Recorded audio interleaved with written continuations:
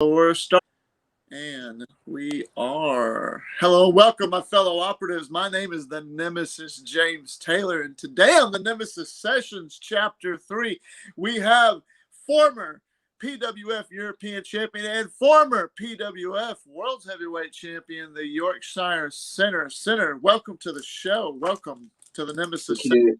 How Thank are you? you. I'm doing good. I'm doing good. Thank you for having me on. I've been anticipating this for a while now, and like Peter said, I'm kind of disappointed you've waited till the third session to put me on, seeing as though I am the fastest rising star in all of PWF. But you know, we're gonna step out of the Yorkshire Sinner today because any of you here live may not know who I truly am. So we'll get that going. But yeah, thank you for having me on, man. Good, awesome. I'm glad to have you here for that's dang sure the thing. I'm sorry it's episode 3, just like I told him. Oh, technical difficulty. I don't know what happened here. But long story short, everybody just seems to be so hard to get a hold of since PWF is kind of on its hiatus at the moment. And that being said, I was just wanting to say that I wanted to ask you, since PWF has been kind of closed its doors for a little bit, it's not gone forever, but what has the center been up to these past few months? All right, so we'll go back to that first sort of month after and sort of during that whole time period of the sort of change from PWF to what we have now. I and Danoa created what is now known as KCW. He may not tell you this, he may not tell other people this, but it was a co-created thing. And over the time, it felt kind of weird. It felt like I was neglecting a child that I'd loved for much longer. Oh, wow. So, with that being said, I did the unthinkable. I just abandoned them. And in a way, I kind of regret it because there were storylines in jeopardy. Mm-hmm. But at the time, you kind of have to think about yourself because that is what it was back then. I'm saying back then because it's quite a while ago.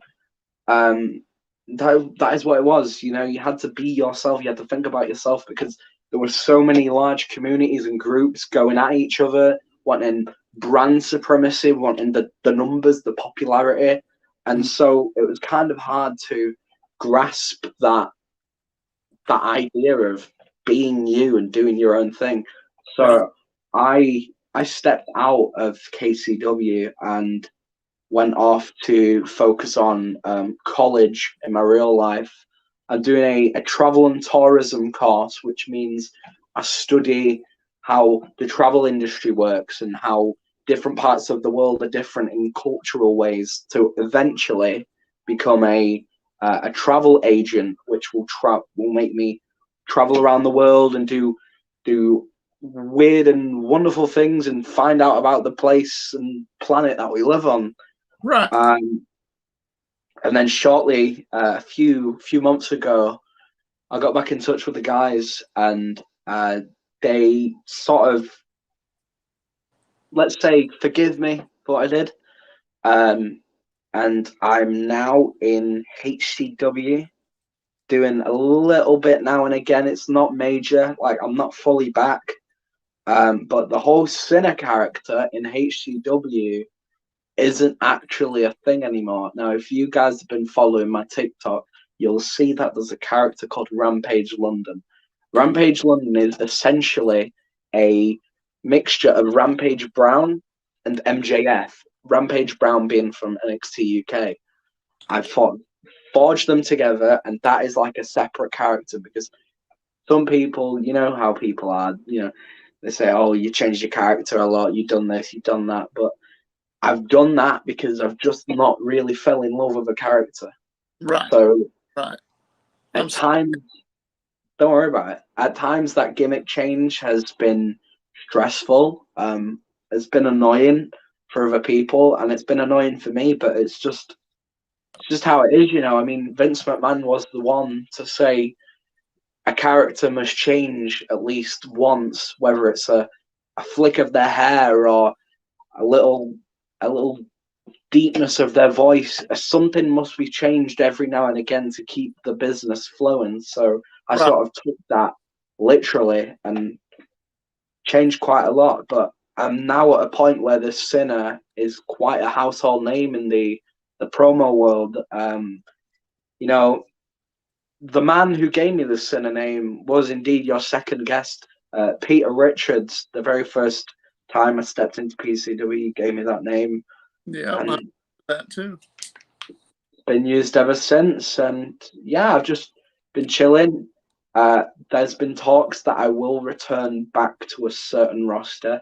I don't know yet, but I'm just waiting for those PWF doors to open again. I'm waiting. It needs to happen. Whether it's a reunion show, whatever, I don't know. Can't close the door. Can't close the door yet. I hear you there, and I completely understand that. And I've been getting a lot of that lately. You know, are you going to bring PWF back? And I'm not saying it's dead. Never did. Do I want to do it again? Yes, I do. It's just a matter of getting people that want to do it, and just have fun like we used to. You remember those nights we were talking about it with Peter, where we'd go in the voice chat and we would all just cut up, talk trash to each other, and just have a good time. I miss those days, and a lot of people do. Those were some of the best nights ever. I mean, during that time, I was going through a rough breakup. So that was kind of like my distraction from it all. And even though the time difference of 5 hours, you guys being 5 hours behind and me being up for at least, what, 3 o'clock in the morning, 4 o'clock in the morning, and you guys were doing the normal daily routine you would, I'd stay up because it was entertaining. It was something to do. Uh, Talking trash on the internet with just a bunch of Americans I've never met uh, was the entertaining thing. And that all changed when egos kind of came into it. And oh god, I don't know. yeah, but Let's I have faith. It will yeah, come back. that's always a good thing is to have faith. Let's steer away from the negativity a little bit. Let's talk about how about when did you first notice wrestling, any type of wrestling? Have you ever done any type of backyard wrestling in your own career? Or is it something you're interested in or being a wrestler at all? MMA, I know you should talk a little bit about MMA backgrounds and stuff. And so tell us a little bit about that. When did you So fall in love so with I so wrestling? I first discovered wrestling when I was probably 4, 5, or 6-ish. I remember we used to have the old VHS tapes, the video recorders, and my dad would put on a clip of an Attitude Era sort of clip. I think it was around the 90s ones, or the '03, like the '02 to '03 sort of era, when Austin was in his heyday doing his thing. And I saw Stone Cold Steve Austin as the greatest ever. And since then, it's been WWE ever since. It's been WWE, WWF, NXT, whatever. No, I like AEW. We're not going to get into the whole feud thing, but yeah, I fell in love with it. I went to my first event in Manchester Arena. I think I saw Ryback wrestle. I think I saw CM Punk wrestle. Oh wow. Um, and then I also went to some indies show in a place called Butlins, which is a local holiday resort in the UK. That was great. It was good to sort of get that difference of the professional quality, and then these guys who are just doing it for like $50, $10 a night. But I've done a mix of backyard wrestling. Like me and my friend Dalton, we used to just go in his backyard, get on the trampoline, and just wrestle from there. Whether it was we were taking it seriously or just having a laugh. It was something we enjoyed, and I think I've always wanted to do something that's to do with fighting, and that led me to get into things like boxing, karate, taekwondo. Awesome. I reached orange belt in taekwondo, and then I thought, do you know what? I want to switch to something a little bit different. I switched to boxing, and I've been doing that for 11 years, 12 years now, and it's been hard to obviously get back into training and back into fighting with COVID. Oh my. But you know, wrestling is always it's going to always be the dream. It's always the big dream. I think any kid who grew up in the 2000s or 90s, 80s, the dream will always be professional wrestler. You know, you hear about all the big contracts, the money, the fame that draws people in, but the downsides of it is obviously the injuries, the cutting away at lives, and it's something you have to sacrifice. But I guess you have to do that with many sports, because look at we'll say it in the American way. Look at soccer players. There was a guy called Christian Eriksen who had a bad tackle, and he nearly choked on his tongue and died on the pitch. So it's not like, oh, you can die in just boxing and wrestling. No, it's all sports. It's a risk that athletes take, and I feel like boxers and MMA fighters don't give WWE or AEW the respect they deserve, because they think, oh, it's just scripted. Brock Lesnar is a UFC heavyweight champion. Yeah, it's a scripted fight, but put anyone in that roster against him in a real fight and see what happens, because more or less than likely, Brock's going to win, because he's a real shit. You still get hurt. I don't know how you fake a 30-foot, 40-foot cage dive with the Mankind and Undertaker thing. No. So the respect needs to be there. And yeah, wrestling is just been my life. It's part of me. It's me. Without wrestling, there is no me. Respect. Is jumping in. He's saying, "Hey, how you doing? Well, doing all right today?" Welcome, Cody. Welcome. We got a question for you, though. Buddha is saying, is it your main goal to see how much you could piss off your opponent? Hey, sometimes that's what this is about, Sinner. So let's see. What do you think, Sinner? Can you answer that for Buddha? I can answer that. You're going to have to let me take a swig of water quickly. Yeah. Wet the palate. So, look, my goal has always been to be the top promo heel in all of this, and whether that's to be hated completely like MJF, or to drop a pipe bomb like CM Punk, that is my goal. Pissing people off is what I do.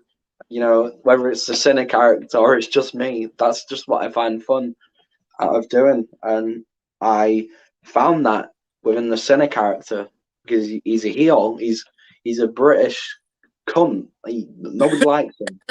Nobody likes him at all. And but you do a damn good job at it. I've been doing it for a long time now. We're coming up 2 years nearly. So August would be 2 years for me, but I mean, I've been taking a break, so exactly.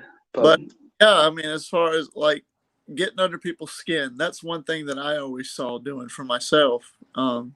Everybody that knows me well enough to know that I'm going to talk to you and I'm going to talk trash to you. And if I can get under your skin, which I know that I can, then I can bring out the best in my opponent. And a lot of people bet off of that and can see that. And I mean, yeah.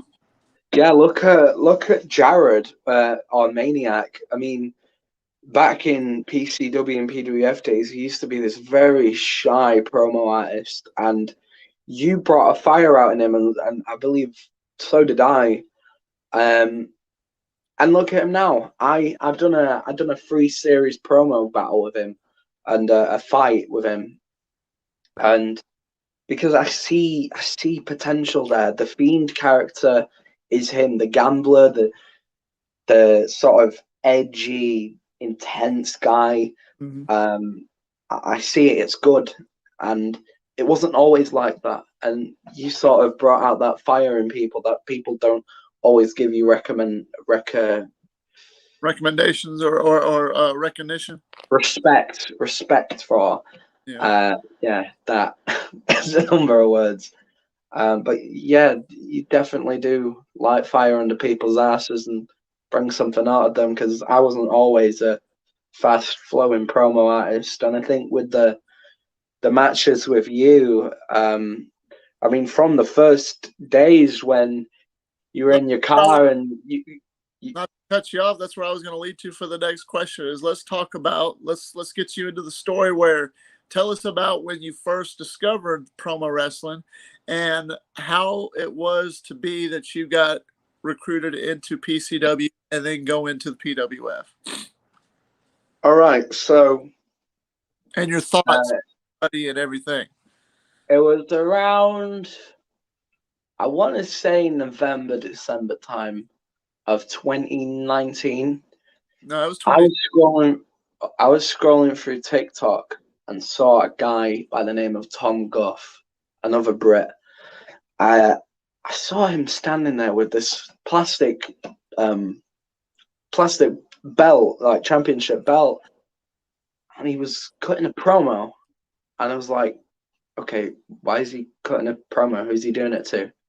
And there was an at, and I can't remember who it was, but I think at the time he was the PCW UK champion.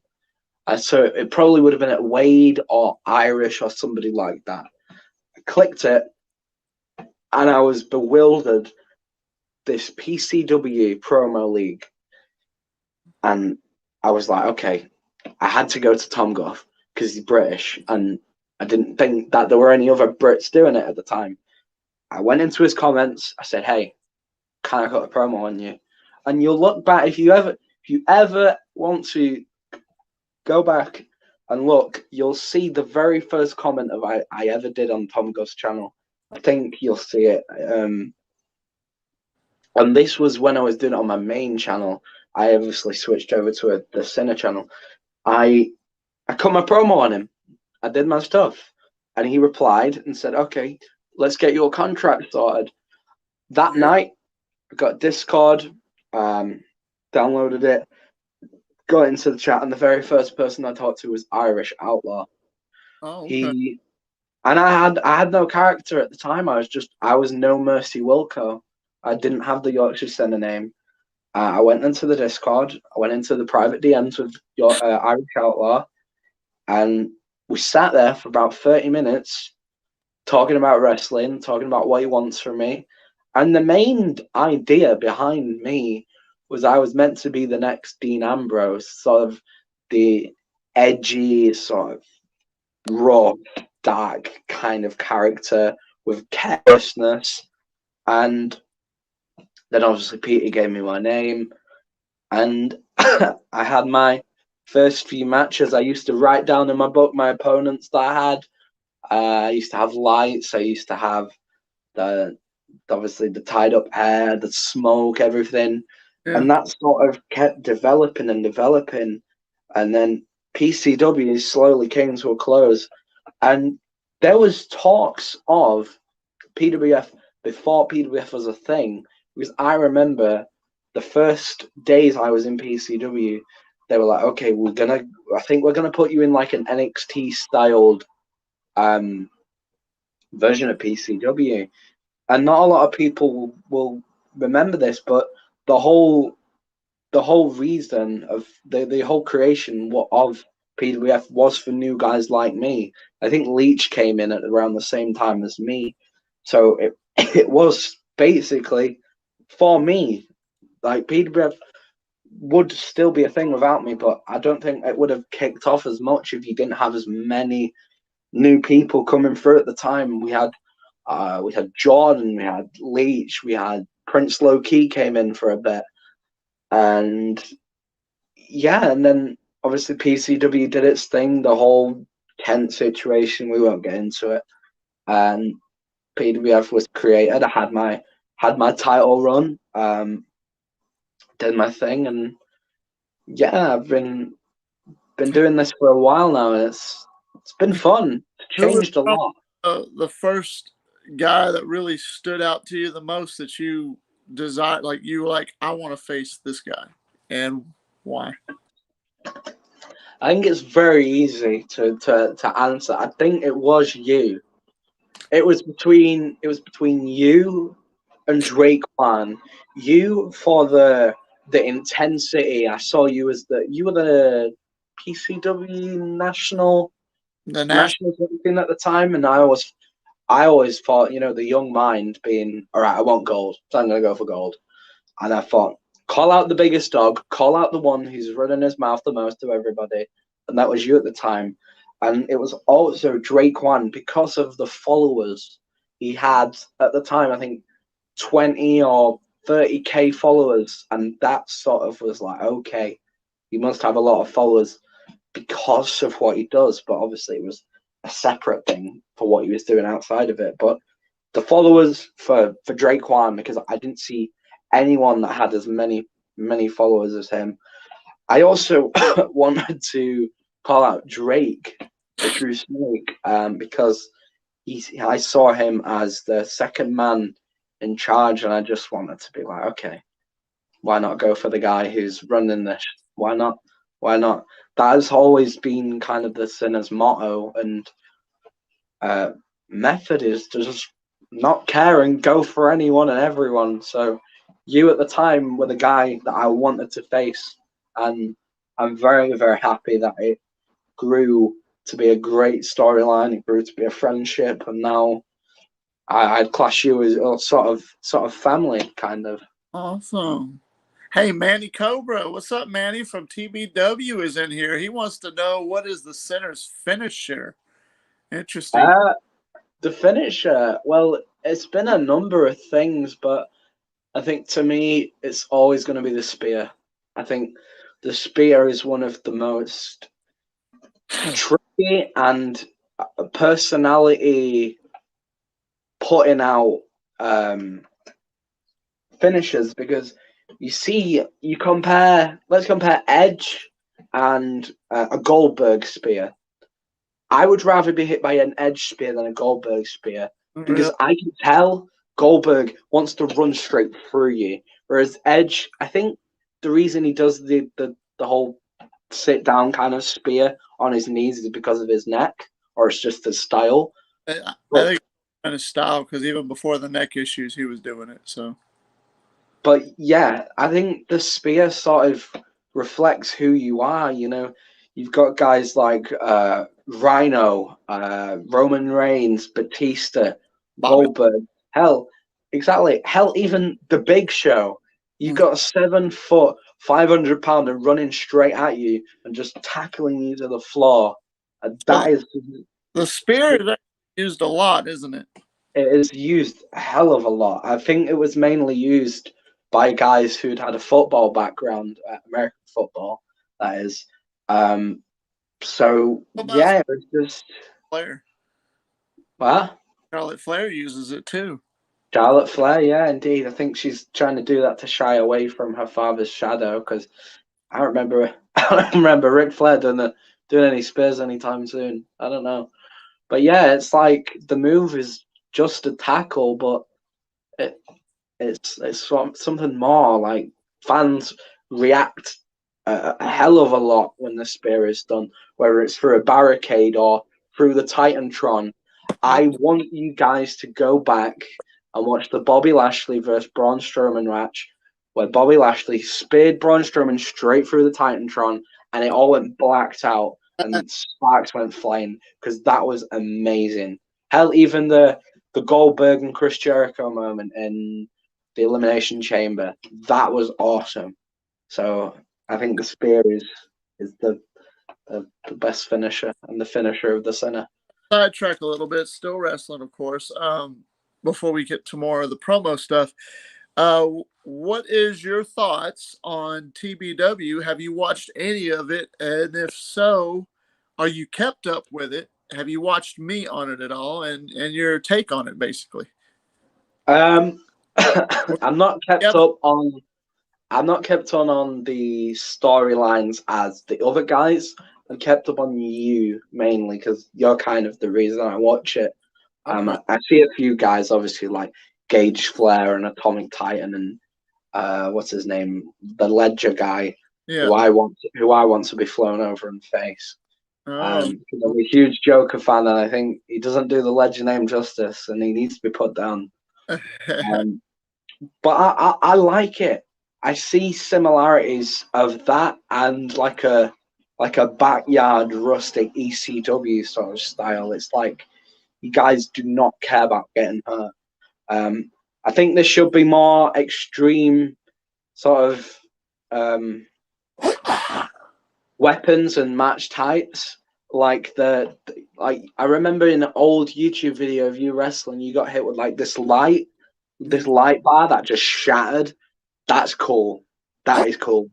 Maybe even add Lego pieces being put along the ring and just being put straight onto them, or doors and everything. But it is great. Like to say that it's just a backyard place on a slight budget with a makeshift ring and a makeshift Titantron and a makeshift curtain, it does its justice. But I reckon if you got enough guys to chip in a bit of money, you could get one of those old storage units, rent it out, and do a proper like indoor place. Because I think there's a guy called Grimm's Toy Show who the Stone Cold Steve Kyle did some stuff with. Yeah. He used to have a storage unit, and he put a ring in there and did his thing. So I think it would trap the sound as well if you wanted to do your entrance music and everything. But I definitely like the idea of TBW. I'm Definitely. friends with Stone Cold Steve Kyle. I don't know if you've seen it or not, but Indeed. I was saying you need to fly it. You need to get him in TBW. Just have one match between you two. But yeah, it's amazing. I was gonna say, with TBW, what we're trying to do is they don't do a lot of the hardcore stuff, and the reason being they're wanting to make it like it's backyard wrestling, but they're wanting to bring a new like type of thing with backyard wrestling, make it known, but it's not just the backyard wrestling that most people know where it's just extreme and stuff. This is like actual competitors, actual matches. Like if you watch the match between me and Gage Flair, even Manny Cobra, stuff like that. We're actually trying to do something different, and there's something special there that's building, and some people are noticing it, and that's what's making us one of the biggest backyard federations on YouTube at the moment. Not the biggest, but one of the biggest. There's a lot of competition, but hell of a lot. It's been going for years. Yeah. Would you like to? Oh, Manny Cobra is asking you. Would you like to see James Taylor versus Manny Cobra Part 2 in a hardcore match? Oh, interesting. So explain to me who Manny Cobra is. That's not a diss. It's just what type of what is he? What type? Like what's his style? What is he? A little bit of a Randy Orton style. His finisher is called the TK, or it's like an RKO, but he calls it something else. It's a cutter, and he's in alliance with Gage Flair. He's one of Gage Flair's proteges, and he just turned on one of these other guys that was in there named the Destroyer. He's from WEF. That's another story, and we're thinking he might turn on Gage Flair, not to throw him under the bus there, Manny Cobra, and but we don't know. He's been on fire since he's been in the ring with James Taylor. James Taylor's first match in TBW, official match, was against Manny Cobra because the Nemesis called out anybody in the back because Anthony Steele wasn't there if you didn't watch it. And Manny Cobra was the first to be froggy and jump on James Taylor. And it was a match, but James had to hit 3 stunners to put him down. Manny Cobra was something else. He hit 1 stunner, he kicked out. He hit a second stunner, he still kicked out. And then when it was all said and done, it took 3 stunners to put down Manny Cobra, surprisingly. And he's a tough son bitch. I give him a lot of credit, but some people, including himself, he wants a rematch with the Nemesis. What do you think? I think it sounds great. It definitely sounds like an egotistical Randy Orton kind of character. Like he wants the best out of any opponent. I definitely think a hardcore match should happen, but an idea, since I see you as kind of like a Triple H mixed with a Stone Cold Steve Austin kind of style, and Nice. he is the Randy Orton kind of style, and then you got Gage Flair. What if at some point you just put all your differences aside and made a TBW evolution and made just the faction have it just take over, just Maybe go ham? something about that. We're like, what if I was to bring the elite operatives into TBW, but do it Exactly. like, let's ask that question real quick. Actually, Anthony Steele just jumped in and he said, "What's good, Center?" Nothing much, brother. Nothing much. You ready to get your ass kicked by Nemesis, huh? You Uh, ready? Because it will happen. It will come. Your time will come. I'm um, 18 now. I can travel, so don't think that I won't be counted out.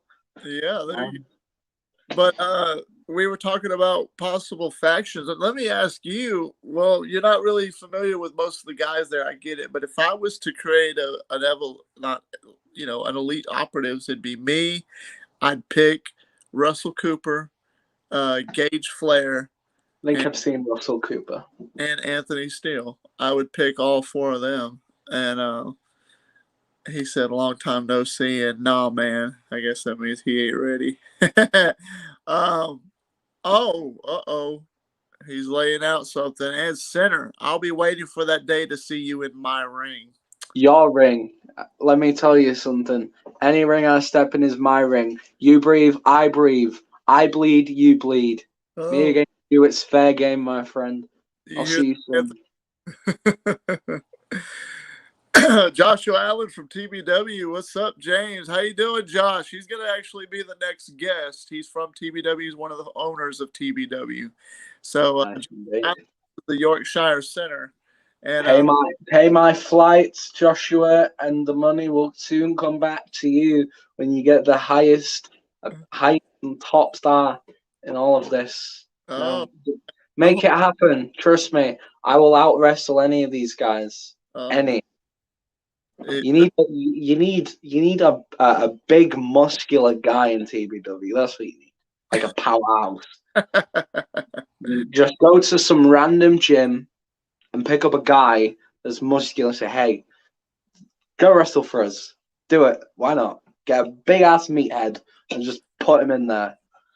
Do you think we could ever see? Would you ever, if you ever did come visit the States, would you ever consider coming to uh, Yeah. TBW? There's no if buts or maybes. It'll happen. Easy. I don't give a shit about taking a bump. The Okay. adrenaline will feed my pain. So it will happen. Anthony is still saying, "Look, man, it's all love, but you okay, and I got this side." No, Anthony, you're wrong. I haven't got the UK. They're I've got the coming whole world. in. In the words of Bray Wyatt, I've got the whole world in my hands. All right. So we definitely could see that happening. Uh, Nice to meet you, Joshua, Senna. it's nice to meet you, Center. So Joshua Allen, he sees you and he hears you. So it's nice for to meet you. Pleasure to meet you too. I guess you've acknowledged me. In the Acknowledge, Roman Reigns words, you've well, acknowledged me. But if Josh you Allen, and I'll talk about this when he's on the next podcast. But Joshua Allen to me is kind of like what JR is to WWE and WWF. He's the voice of is TBW. that him? Is that him? He's the Oh yeah, one I hear it. I commentating. hear it. That's cool, bro. I like that. Yeah, he's a James Taylor fan. Not to blow a bunch of smoke up my own ass, but honestly, he's a big fan. And but when you hear that commentary going, you got like three guys. He's basically the voice of TBW in my personal opinion. But yeah, you heard it from me. Yeah, So JR did like Stone Cold though. He did have a lot of Uh-huh. Uh-huh. Oh, So yeah. seeing me, and when you, I'm gonna ask this question for, just out of curiosity, from your personal opinion, Senator. You've known me first as a promo artist, and you see me as one of the big dogs on there when I had my championship and the most intense. And seeing that I can bring out the most intensity into, or bring out the intense self, and bring out the best in my opponent, then now you can see me in a ring actually backing up what I said I know I can do. What is your take on that personally? Like, are is it what you expected, or was it like, this guy's full of crap, I have never seen him in a ring and now I do? It is what I expected, you know. I wasn't gonna put my hopes high and think you were gonna step in the ring and be all technical like Kurt Angle. I know you were gonna be the the rough street fighter, the backyard wrestler that we all know and love. I wasn't looking for a technical bout. I wasn't looking for you to do some leg sweeps and guillotines and all that. I was looking for an old school classic wrestling match, and you put that there. You do that because, like people have said, like Hugs has said, like other people said, you are an old school kind of guy.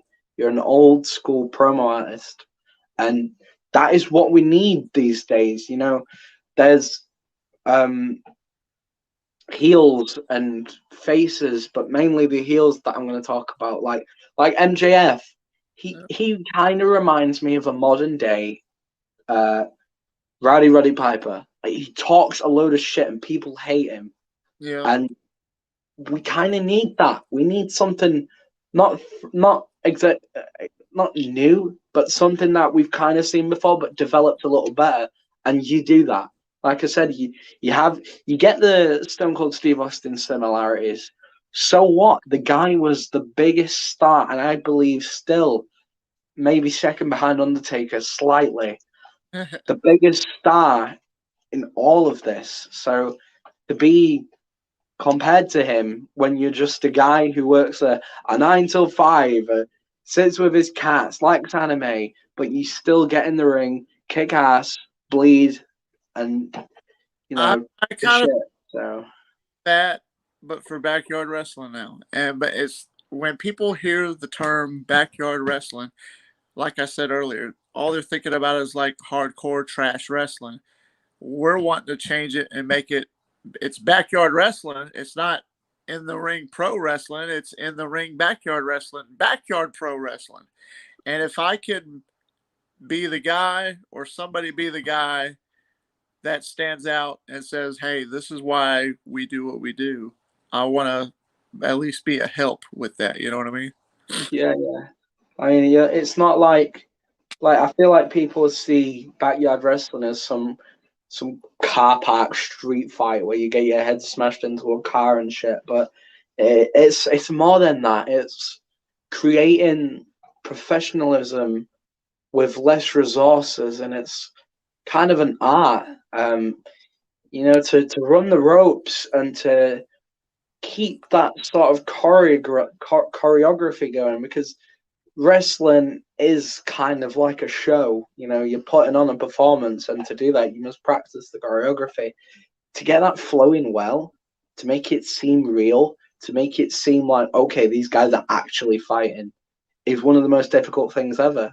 And I feel like places like AEW kind of slip with that, because I was watching the last show. They have a lot of botchers, and I don't see many botchers with the backyard guys or the TBW guys, because you guys are trying hard to be professional. You're being yourselves. Whereas at AEW, you just think, okay, we're on a big stage. We don't have to worry. You don't have to worry. It's fine. And the botchers will tally up, and people will begin to notice it, because my dad's noticing it. I'm noticing it. Aleister Black or Malachi Black, he used to do the kick in WWE, and it used to connect. But in AEW, it's kind of weird. It doesn't connect anymore. It's kind of like they stand there, and then he does it, and then just doesn't make that connection. And I don't know where it is. There was a guy, I don't know what his name was, but he was trying to do a springboard.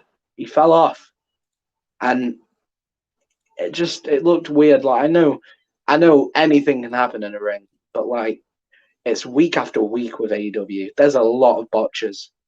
It's got So a lot of new guys, a lot of new talent, and they're learning. You know, exactly, yeah. but going to come with the territory. You know, where WWE is trying to be super duper professional and be the best that they are. And to me, honestly, they are the number one wrestling company. I like AEW. I'm slowly watching more and more AEW, but it doesn't mean that I'm never going to watch WWE again. I'm excited. I'm excited for what's to come for WWE. I'm excited for the Rumble. Hopefully, we do actually get to see the Lashley versus Lesnar match that we've all been waiting for since Lashley returned in 2019, I think it was. Yep. Like, don't count out. This is what's wrong with wrestling fans. Don't count out WWE. They've had the longevity. We've been against ECW. We've been against WCW. We've been against TNA. We've done the Monday Night Wars. We've done it all. WWE, when you think of professional wrestling, I don't care what anybody says, you think of WWE. You think of John Cena, you think of Randy Orton, The Undertaker. Those are WWE guys. Well, formerly WCW for The Undertaker, because he wasn't good enough. He wasn't the top star, but now look. Yeah. You think it's a thing people need to stop worrying about, saying, "Oh, Vince is getting old. He's losing it." No, he's not. Isn't it? He's getting better every single day. And if he does die, then hell, I hope he gives it to Triple H or Shane or Stephanie or just a really good wrestling mind. Hell, I reckon Paul Heyman could do a pretty good job at running the place. He's one of the most strongest minds in the professional wrestling business, and people need to stop worrying about competition with AEW and shit and just love wrestling, because it's nice to see CM Punk back. It's great to see MJF being a heel. Yeah, with him being back, is one of the main reasons why I'm starting to watch AEW, because I'm a CM Punk fan personally. Exactly. And I think he's sort of noticing the change as well, the dynamic within professional wrestling, because MJF is kind of putting him in his place a little bit. He's giving it back, and he's doing well. I really like MJF. Really like him. A little smart ass, but I like him. Josh said, "Yeah, Jim Ross is my inspiration for my Josh Ross persona or character. Was my favorite commentator growing up." Yeah, and that's honestly how I feel. That he's kind of like the voice of TBW. He's a really dude. I was saying this to Peter the other night. When you're doing a match, it's one thing. It's fun. It's awesome. You do it. You go out there. You give it your all. You put everything you got in that ring. And to be able for me to come back like I have after all these years and then do it again, I've knocked a lot of the ring rust off. But like my last big match I had was with Gage Flair, and then I did it. And but I listened to it like that. Then you see it live with the commentary. It's like, wow. It's like a new part of the match. It just makes it come to life more. It adds a nice element to it, a nice tone. It's like, yeah, it's great. Vamtrix came in. That's the problem. Everyone keeps referring to the past stars. There haven't been new ideas in decades. I don't know about that. It's kind of a little miss and match, I never agree to disagree, exactly. Because look at Roman Reigns. If you take him back 5 years, he's done the Shield thing. That was great, but now look at him. The tribal chief. That stuff has been running for a while now, and it's probably kept WWE breathing. We've got the AJ Styles and Omos thing, which I kind of see similarities with the Diesel and Shawn Michaels thing back in the day. Yeah. We've got Randy Orton switching it up and being with Matt Riddle. Like, the new ideas that keep coming through, and I feel like AEW does that well because they're a new sort of company. But I see WWE as a sports entertainment company, and AEW, I see it as a wrestling company. They wrestle. That There- is wrestling. Whereas WWE, it's for entertainment. They put on a good show. It's there. So I think there's always going to be fresh ideas. Yeah, it's great to reminisce on the past and bring back legends. I'd love to see Stone Cold or The Rock have one more match. I'd love to. I think we all would. We all want The Rock versus Roman Reigns. I think we all do, but I think it's sort of an agree to disagree. It's the way you look at it, really. Because I think WWE is always changing. You know, got Bobby Lashley with the Hurt Business. You got Big E as WWE World Heavyweight Champion at the time. Who would have expected the guy running around with pancakes to be WWE champion and to be taken seriously? Like, they are running with good ideas, and it's great. Look at Brock Lesnar. How the guy looks like a farmer. He's came back and he's still one of the top stars. So, yeah. He's very dominating. Let's go back with the promo thing for a little bit. Let's talk about PWF. What was probably one of your favorite moments in PWF that you can remember? And then from there, what was your take on when we did results as far as doing it with the video game and stuff? Did you like it, dislike it, etc.? My favorite moment probably was winning the World Championship title. I didn't held it for long because I wanted to give Peter the boost. He can run around and be egotistical all he wants, but you wouldn't have had that title if it wasn't for me dropping it, boy. All right. I hope you see this. Because you were getting bored. I gave you that, so Peter talking. Exactly. So that was the defining moment for me because it's like it took 6-7 months to get to that point, and I felt like finally my name's out there. I've kind of accomplished it a little bit, and I had the bragging rights at the time, and obviously I made the decision. If behind the scenes, if you guys want to know why the title reign was low, I made the decision to just drop it because I've always been the guy to want to give other people the shot, give other people chances because I'm already having fun. I didn't think I were going to be on a podcast doing this shit. I thought I would just be going straight to bed and getting ready and shit, but I'm doing something. So it sort of led to that. And then the results I loved.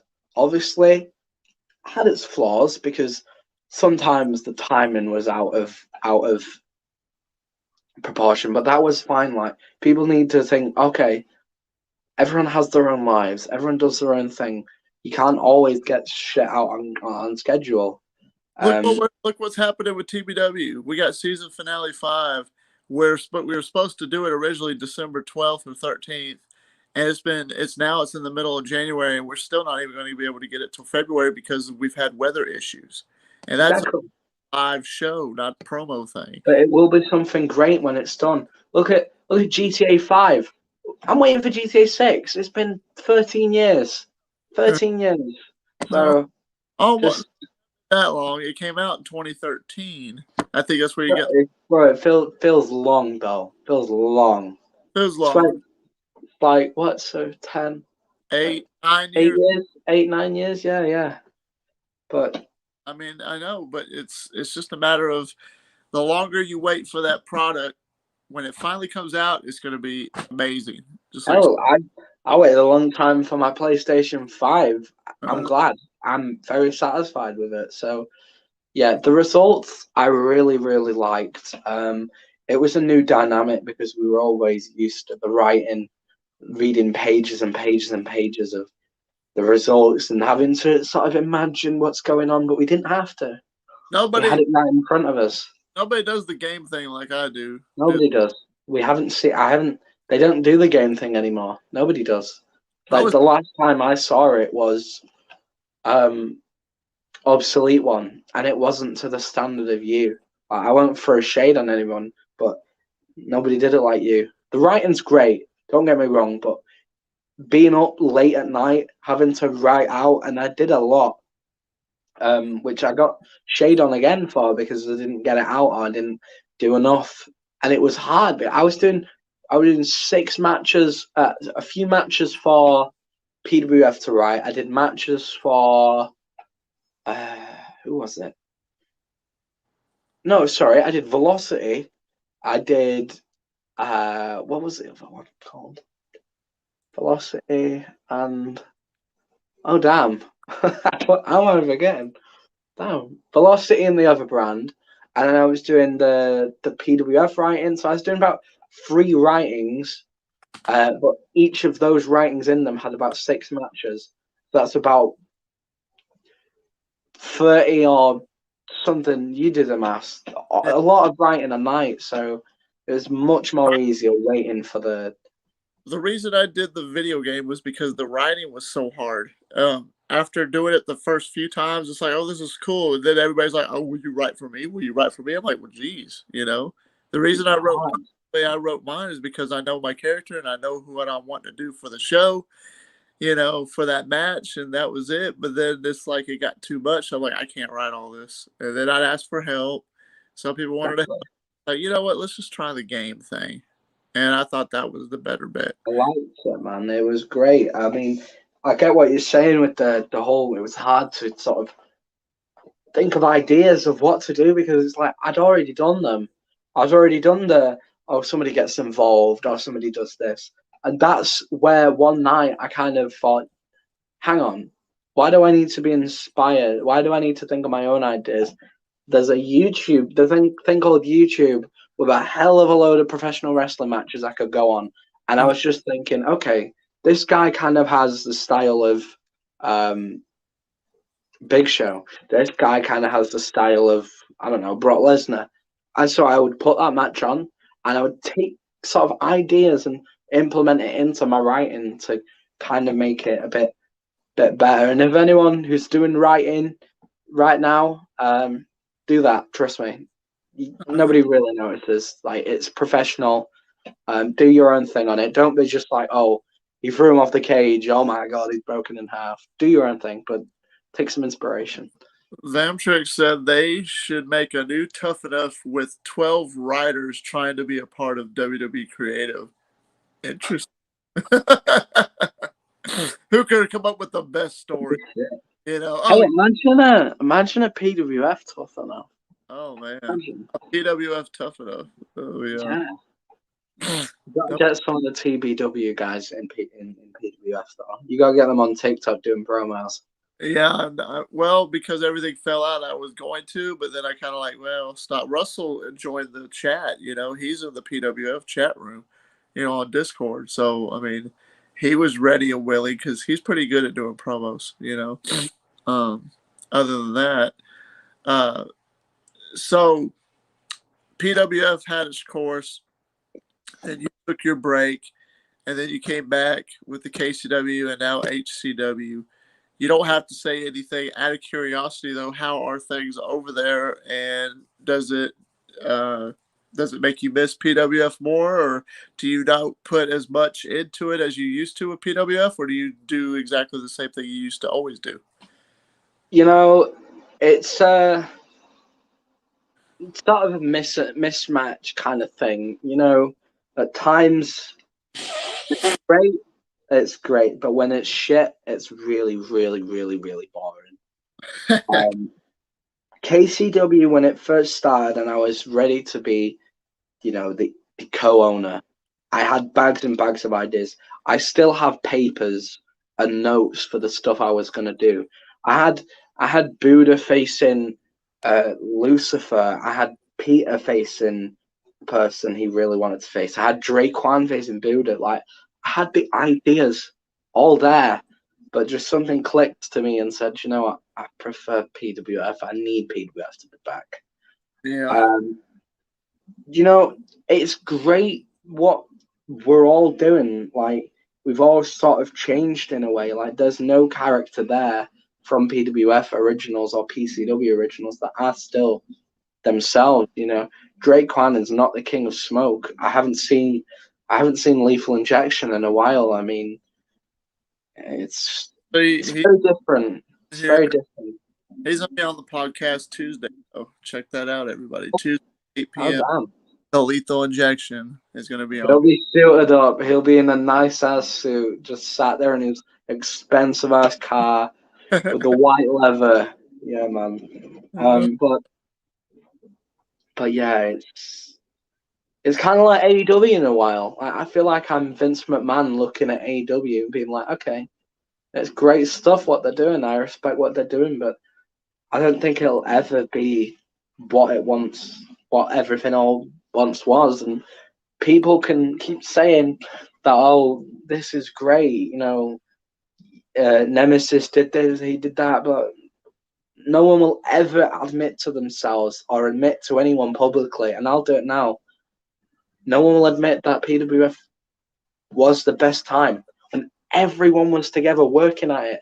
And I didn't see many flaws. Yeah, okay, people complaining about not getting the title shot at the time, or people complaining about getting losses. Just the other day, Master DJ, who's 16, cried and complained because he wasn't getting wins. Bro, look at what's his name? Dean Morris in PWF. He kind of never won, but he didn't complain about it. And we don't like him at the time right now because shit he's done, but he didn't complain.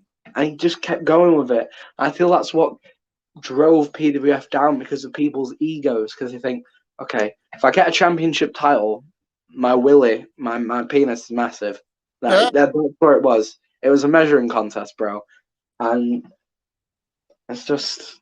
It's crazy to think about that. I can't judge nothing because I've already got. It seems like I had or have people that like me and dislike me, and I learned, and this is why I've been so quiet because I'm doing my own thing now. I'm doing TBW and now trying this out and stuff like that. I if I don't got people hate me, then I must not be doing something right. See, I'm a smart guy. Yeah, I'm old. I'm not the smartest guy in the world, but I'm not the best guy in the world. But I mean, everybody's a human and they make mistakes. I didn't have the communication skills at that time that I probably should have had. But life, like you said earlier, life was in the way. Things happen. Things come up. Look at the TBW situation right now. Same thing. Life. Actually, it's mostly the weather. Situations have come up, and that's prevented us from putting on our show that we want to do. The time's coming, and it's going to happen. You can't help it. Look what happened at day one WWE. The match between Brock Lesnar and Roman Reigns was hyped up all the way to the day of, and out of nowhere, Roman Reigns can't do it because he's got COVID. And I don't think Brock Lesnar was ever planned to win that title, the World Heavyweight Championship. But it changed, and now look, that is awesome. You're going to get champion versus champion at WrestleMania. We haven't had that for a very, very long time. I haven't seen champion versus champion at WrestleMania for many, many years. So that's what people need to understand, that you either learn to adapt with the change or life will eat you up and spit you back out. And that's where it is. But people can't take life so seriously either. I was talking with Leach a couple of weeks back, and he wants things to be back to normal too. A lot of people do, believe it or not. Some people don't. And he thought that it would be cool if I came into the KCW thing and say hey to everybody just to see what happens. I said, no, man, I ain't worried about it. He goes, yeah, come on, let's try it. I'm like, okay. So he sends me the link. I join. Some people threw up the eyes like, oh my God, James Taylor's in here. And some McNasty was like, I appreciate the fact that you got the balls to come in here and stand up for yourself. And I respect that. He respects me, he says. And then somebody else says, you're not welcomed here. And then all of a sudden I got kicked out.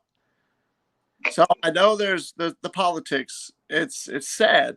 You don't get paid for nothing. Really, it's sad. It's TikTok. As I always used to say. Yeah, because people can't let things go. Everybody makes mistakes. I said what I said over a certain situation when it happened because I was pissed off. I was angry, and that's that. I had a whole community after me and attacking me because promo battling is different than promo wrestling. And I'm in my wrestling character, and everybody wanted to. I'm not a guy who's going to stand there, and nobody should be, and let somebody talk down to me And when I feel threatened, you can only push and prod somebody so many times before your ass gets bit back. And that's exactly what I did. And then I have a whole community after me. So I was still fighting, and other people couldn't let it go. I can't believe you said that. I can't believe you did that. I can't believe blah, blah, blah, blah, blah. Well, if you're going to hold a grudge forever, then you clearly got nothing better to do with your life. I get it. It's fine. But I'm still me. I'm still the same me. I've got respect for a lot of the guys that, were loyal and all that good stuff. I still talk with Peter. I still talk with Lethal Injection. I still talk with Buddha. I've been talking with you here and there. And, time moves on, things go on, and hey, it is what it is. And I'll end it at this. When it comes down to championships, because I had a lot of people that would cry to me about championships, what they didn't understand in the wrestling business is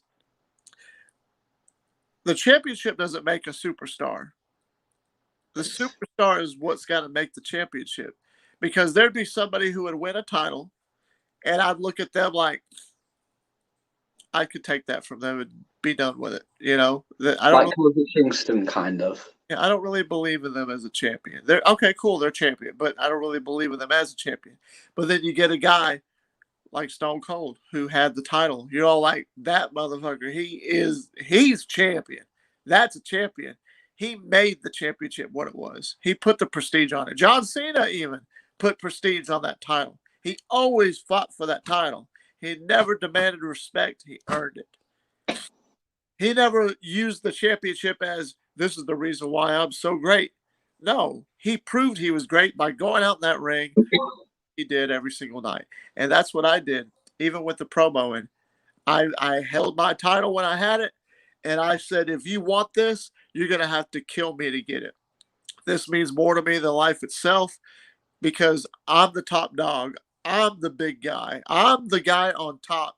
And if that championship was to ever reach my presence in TBW, and I know some of the TBW guys are watching this, whether it's Ledger, whether it's Gage Flair, whether it's Daniel Cole, whoever has that title this year, season 6 in TBW, understand that the Nemesis James Taylor will one day, when I get the shot, you're looking at the next TBW World Heavyweight Champion. And that's because it can't be no other way. See, now I got all in character right there. Oh, we've heard it again. Oh my. Oh my. Oh, at least you got a catchphrase, bro. At least you got one. It works. Hey, The amount of people that have used it against you clearly like it. So I've used them many a time, so I can't really say much. So let's end it with a question, and then Sarah, we'll do the closing for the show. When you would go after me, when you decide, when was it that clicked in your head like, I've got to face James Taylor? When was it that clicked in your head, and what possessed you to want to come after me? Even after our first match, you still wanted to face me. And when you would face other people, not to feed your ego too much, but I would notice that you would compare them to me and say, you're nothing like what James Taylor is. I need to go after guys like him. What brought all that up for you, if it's all right to ask, and your thought process? I mean, not to blow smoke up my own ass, but I see many, many guys, and I still do today in promo world, that just can't touch me. They can't get to my level. Like, I'm not the greatest promo artist ever, but I know my level. And I sort of see guys as not being able to flow like I can. I come up with this shit without a script. I come out with it, and it usually comes out great. And some of the guys kind of struggle with that. And I don't want to go against a guy who's not going to be fully in with the promos, not going to build the storyline with me, who's not going to post the promos like I do. Like, I know I used to be the 30 promo a day guy. Yeah, I get it. But that's because I could just do it over and over and over again, because that was where the passion for the business was.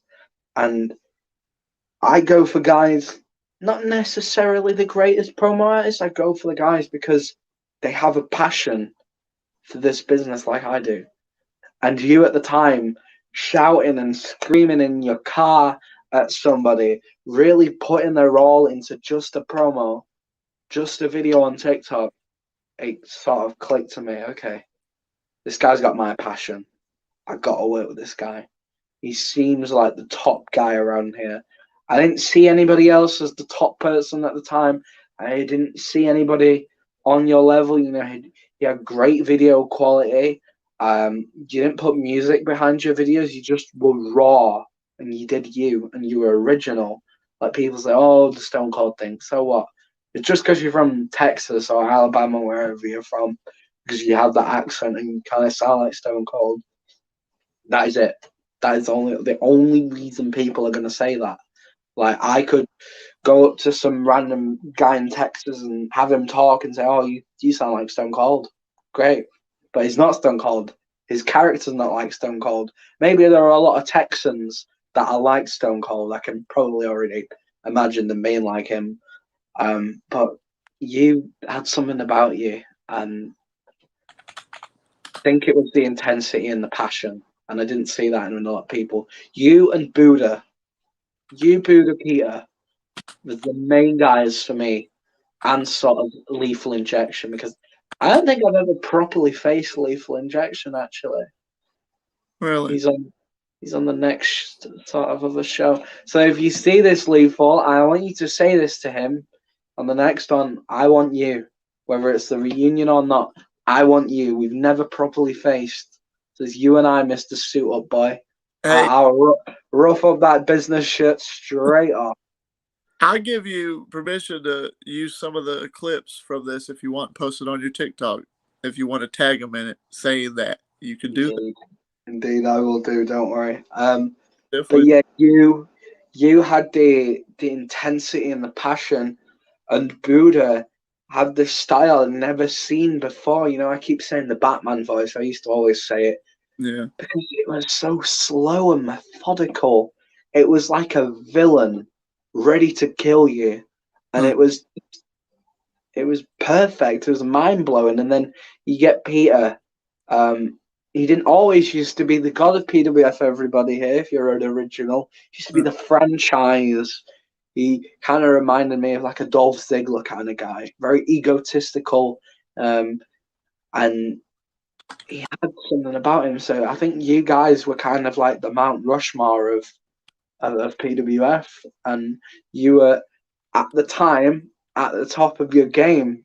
And when you get back into it, you'll get back on top when it comes to promos. Don't worry. Yeah.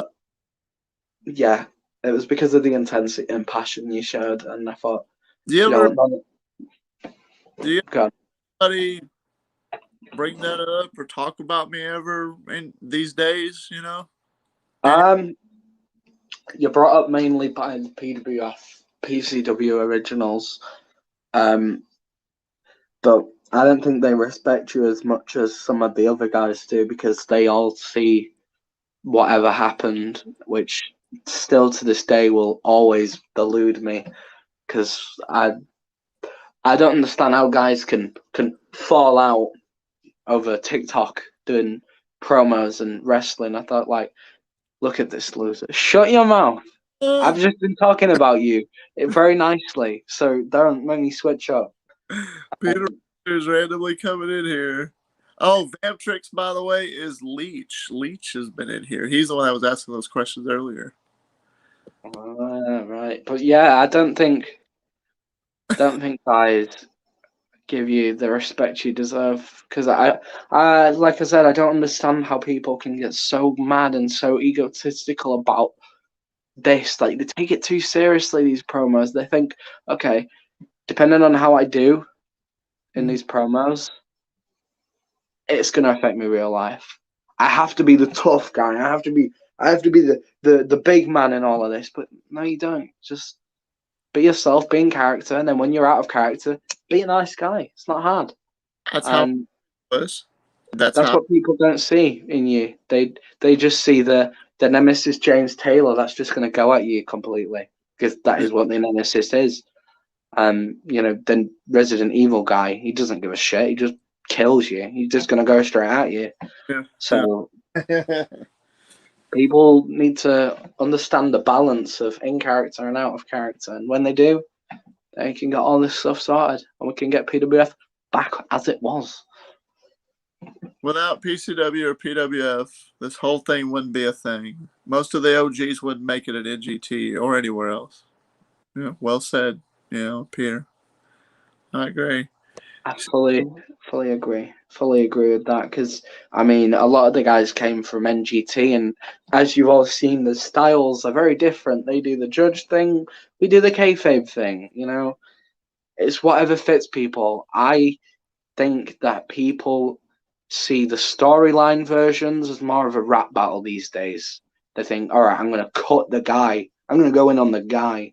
I remember the day when I went into the NGT chat and into the, I don't know what it was. It was like a street, like a VC. And I went in and everybody shit on me. There's thousands of guys and girls, actually. People see this too much as like a rap battle. It's not something that people build a story off of, and that's the problem. People think, all right, we're in the streets. Let's shit on his mum. Let's mention his family. Let's mention his weight. Let's mention his disability. Let's mention everything, and that shouldn't be a thing because I do not see. Quote me if I'm wrong. I've never ever seen somebody in WWE or AEW, maybe MJF, but he does it because it's a script. Do shit like that. Nobody says shit like that. That's why I perform the way that I did. I perform on a wrestling level. Exactly. I couldn't understand the promo battling, and then when I try and think I'm understanding the way this guy's going to cut me the way he's going to cut, so I'm going to cut back. But then when I cut back, it's bad. It didn't make sense to me. I was like, okay, well, I'm going under the bridge where y'all are and how you talk to each other, but yet I'm the one that's the bad guy. But hey, that's why because they don't expect it from you, and they think, okay, we don't like this because we don't see it. But go ahead. I've said this, and I say it publicly right here. I'm a nice guy. When you see James Taylor when I went out there to face Gage Flair or even Manny Cobra, Anthony Steele when I go to season finale, when I'm behind that curtain, when my music hits, I turn James Taylor mode on. You're not going to see the normal guy that I am. You just see the Nemesis James Taylor. I go out there, I'm 100% character mode, tunnel vision. I'm looking at what I'm supposed to do and entertain. When that adrenaline wears off, because it's a real thing, you get the regular guy. And I'm a complete 180 different type. I'm a nice guy. I'm a chill guy. I cut up with you. I like playing video games. I like anime. I love freaking Resident Evil. I mean, I like to just chill at home, be with my wife. I love my cats. All kinds of shit. I'm just a chill dude. You're a human. You are a human. That's where it is. But when it comes down to defending myself or protecting myself, it's like part of James Taylor comes out in me, the real version of the Nemesis, and that would be if I feel threatened, I'm going to hurt you and I'm going to say things to hurt you back if I get to you. Because if I feel threatened, I'm going to threaten you right back. If you bully me, I'm going to bully you right back. I don't condone bullying and I don't like bullying. But hey, everybody operates different. Everybody's different. I'm not trying to be a bad guy here. I'm not trying to get people to hate me or disrespect me or whatever. It's, hey, my character is my character. Your character is your character, so on and so forth. Peter Richards wanted to know, did I tell Sinner about me and you wanting him and Anthony Steele? No, I didn't. No, I didn't. If you watch that part, I thought, because we were talking about TBW guys and PWF guys, what would be some great matches if I was to make another PWF card? I said this, and I quote, this would be a money match, Anthony Steele versus Sinner. I think in all actuality that would get a lot of attention and a lot of rep, because you being the methodical that you are, and I know how you operate, but I know how Anthony operates as well. And Anthony always feels that he needs to have the last word. So do you. It would be an interesting show to see you versus Anthony. What do you think about that? Are we talking in the ring, or are we talking promo battles? Promo battle. Yeah, both actually. Hell, both.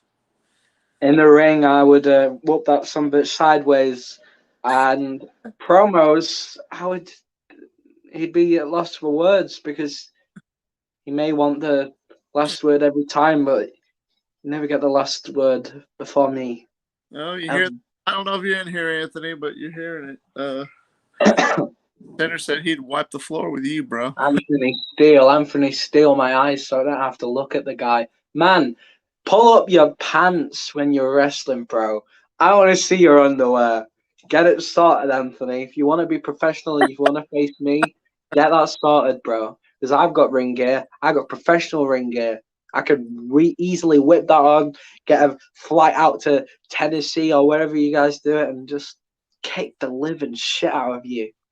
You can run the ropes. You can pile driver anyone or kick anyone you want. See if you can land a claymore on a solid jaw like mine. Because trust me, you won't let me down. Wow. So in the ring, what would you do to him if you? Because his finisher is the claymore. You know. Claymore. Yeah, He's and alter ego Diablo. A very tall and lengthy guy. I mean, the claymore, you can see it from a mile away coming.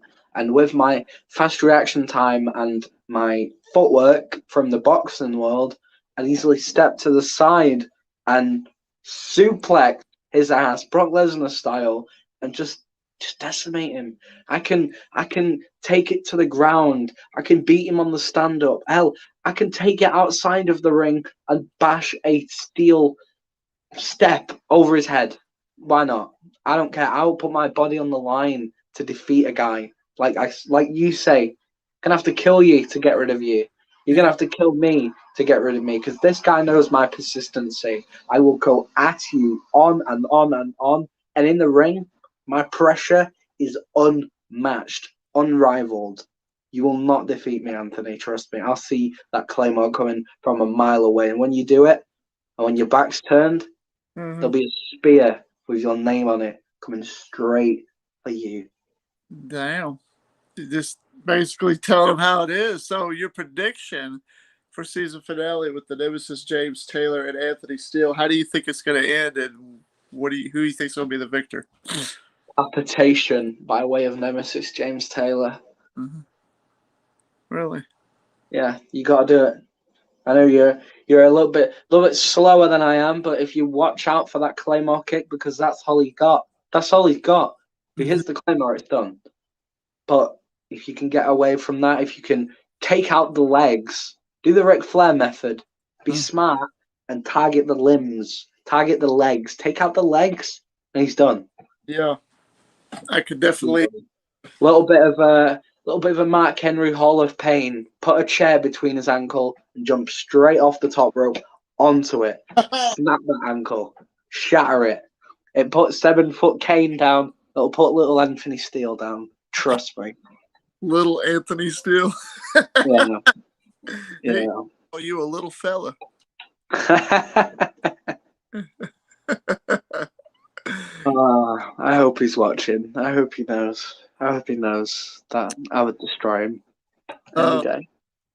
The main event for season finale is a world title match, triple threat between Gage Flair, Daniel Cole, and Ledger. And the stipulation is actually only for Gage Flair. That is, if Gage Flair loses, he can never wrestle for the World Heavyweight Championship again. What do you think about that? And who would you consider to be the winner of that match? So there's Gage Flair. There's Daniel Cole, the Alpha. Daniel Cole. His finisher is like an ankle lock or a Sister Abigail, and then you got Ledger. I think Ledger won the Rumble to earn his shot at the championship. So he went against 29 other guys, basically. Basically 19 guys. There was 20 guys in the Rumble. All right. Only reason I didn't finish is because Anthony illegally got back in the Rumble after I eliminated him and then kicked me. Classic. Yeah. Classic style. Classic cheap shotting little bitch. Uh-huh. Um, Me and him were facing each other. I think Ledger's a great guy, and he will definitely put up a good show. But a Rumble is definitely very different to a triple threat. Whereas a Rumble, you could just get over the top rope and escape. Triple threat's different. You can't escape that. Can't walk out Uh-uh. because then you lose and it's done. Gage Flair, I want you to retain. Your name's Flair. I need to see a 16-time title reign. I need to see it.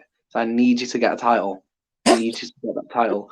He has But a championship if he wins. The guy who has the title right now is Daniel Cole. if not for Gage Flair to win, I think Daniel Cole is going to retain.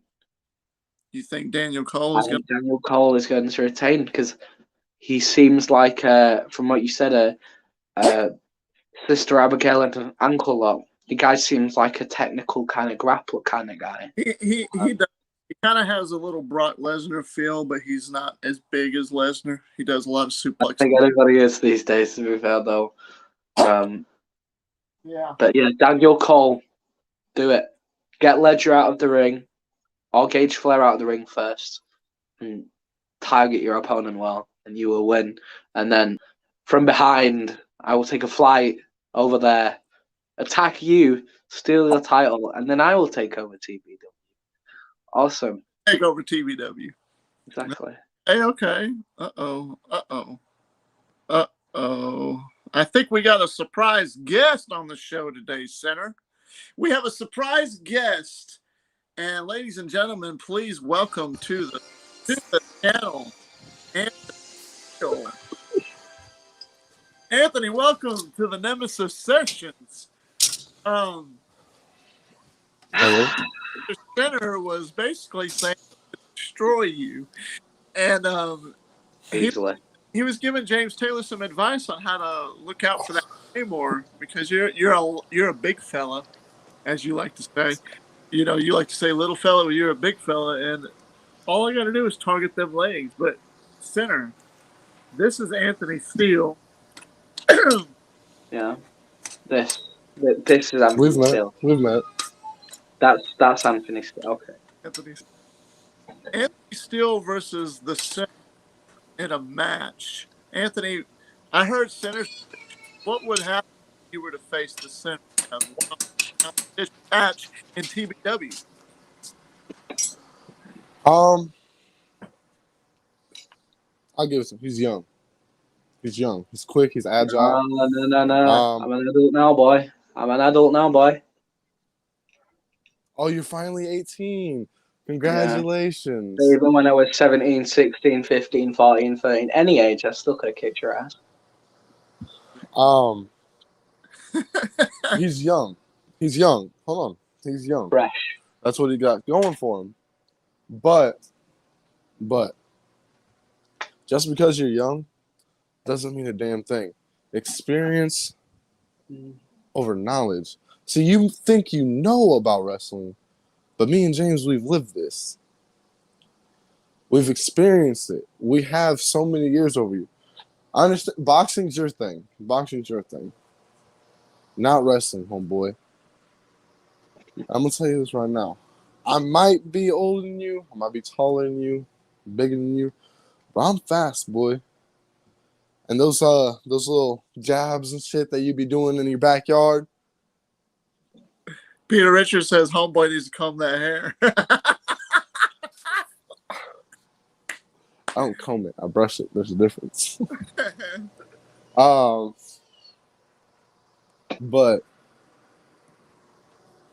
it's if you stepped in a ring with me, you need to outsmart me. That's what you need to do. Mm-hmm. And there's not many people that can say they outsmarted you.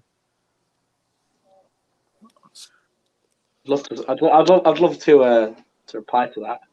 Yes, you got the floor now, so you gotta let him talk. It's his turn. Well, you've told me that there's not many people to outsmart you, and I'd need to outsmart you. But I've already outsmarted you. I've drawn you in. You watched that backyard video and you saw my jab. That's all I've shown. Didn't show anything else. Didn't show anything that I can do. That's what you think you're stepping in the ring with. A man with a jab. A little kid. A young guy with no experience, doesn't understand this. Different sport. Every single boxer that has stepped in the professional wrestling ring, quote me if I'm wrong, but they've defeated their opponents. Whether it was illegally or legally. Look at Floyd Mayweather. A very small and young man against Big Show. Knocked his ass out. And that was it. That was it. Look at Tyson Fury with Braun Strowman. As big of a man. Destroyed him. Look at Yorkshire Sinner stepping in the ring with Anthony Steele. I'd defeat you.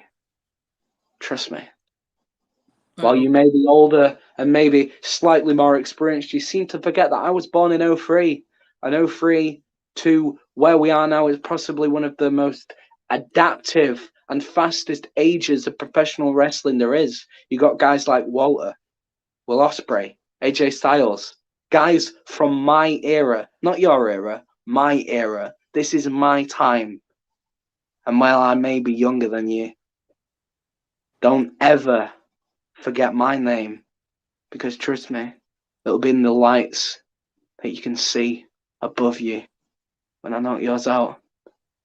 You can talk all you want, you can run around with your claymore all you want, but it's not going to knock me down, because like you said, I'm just a boxer, but a boxer that won't get knocked down, a boxer with a solid granite chin that won't get smashed, not by some lousy, bigfoot, long, skinny man. No. You're going to need something different against me. You're going to need speed. You're going to need strength. You don't have that against me. So You there don't. I got a question. I really got a real question. Dude, you're 3 years younger than me. What era did we live in? That is so different. You got 3 years. Come on, dude. You're smarter than that. So you've already outsmarted. So you've already called yourself dumb because you said you are more experienced than me. How are you more experienced if you've only had 3 years above me? Only 3 years? Is that it? No, I was I'm thinking 3 more years of like older. 10 years. Listen, Sinner. 5 years. Listen, Sinner. Exactly. Before you get your steam rolling through your ears, Been in the listen fight to what I game said. younger than you've been in anything. Trust me. I understand this. Whether it's WWE, boxing, MMA, anything. You say I've just boxed. No, I haven't. If you were to watch the live stream, you would have known that I did taekwondo, karate, and other mixed martial arts. Stuff that is used today. Look at Alistair Black. The guy does Muay Thai, and it works well in a ring. Me, all it takes is one punch, and you're done. You can't go at me, because I'm a redhead. I'm ginger. I'm young. I won't give up. I've got anger beyond anyone. But your anger, you can't control it. You're like the Hulk on steroids, but without the calmness, without the experience of being in a team or being a fighter. You've been in the ring for 5 minutes with James Taylor and already you think that you can face me? No. Step back a little. Realize the mistake you're about to make before you do. Trust me. You'll eventually realize. Look, man. I understand. You know where you're coming from and how you want to talk on shit. And standing in the ring with James Taylor has nothing to do with you because that dude's 110% better than you, homeboy. So let me give you a little school. Sinner. Listen.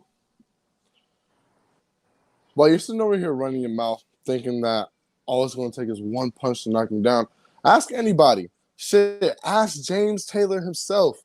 It takes a lot more than one lousy ass hit. But from who? A boy like you. From a boy like you. To knock me the fuck down and keep me the fuck down. And when season finale comes, because all I've been hearing is James Taylor goes over Anthony Steele. James Taylor beats Anthony Steele. James Taylor will. When season finale ends and your boy, the Nemesis, is laying on his back, What y'all gonna say then? I was telling you the truth the whole time. That I've got better That your hair leader. than That your leader failed you. That your leader failed you. Peter said, Look, Sinner. rush it like I'd brush your teeth with a kick. Peter, listen. I asked where you live. I'll pay for the fucking plane ticket. He's in Oklahoma. If you want it, Pay for my plane ticket. Trust shit. me, you'll get it. Yeah. You sure dude, you got money? Okay, I'm gonna say Sure this you got right money? now. You ain't got money. Buy yourself ring gear. I'm gonna say this. Come talk to me when you got proper What you ring mean gear. buy bro. myself ring gear? I always got ring gear. What you mean? What? Joggers, tracky bottoms, track pants. with your Joggers and sneakers. Hell yeah. with your boxer shorts with poo stains in. Okay. Man, that's ring gear, bro. Trust me. Maybe we can. It's gonna be Hell. Why don't we do a TBW boxing match? Oh wait, no, sorry, you wouldn't last in that either. Easy, bro. You be straight down. Don't step into my world. You pay for my flight from the UK all over to there. You pay for my hotel. Pay for everything for me because you're my bitch. And I'll show you it. And I'll make you my bitch. Because there's nothing you, James Taylor, or hell, Russell Cooper, anyone in that TBW roster do anything about it. If you say, oh, it takes more than one punch. Yeah, more than one punch from all of these guys, these little gremlins. I've seen them on videos. They're about 3'2". What are you going to do when I'm coming at you? I'm a lot bigger than them, a lot stronger than them, a lot faster than them, and I'm younger, sharper, better. And trust me, when you're in the ring with me, I'll defeat you. I'll defeat James again. And then Ledger, it's for you, bro. It's for you. Because my scars, Okay. you want to know how I got my scars, Ledger?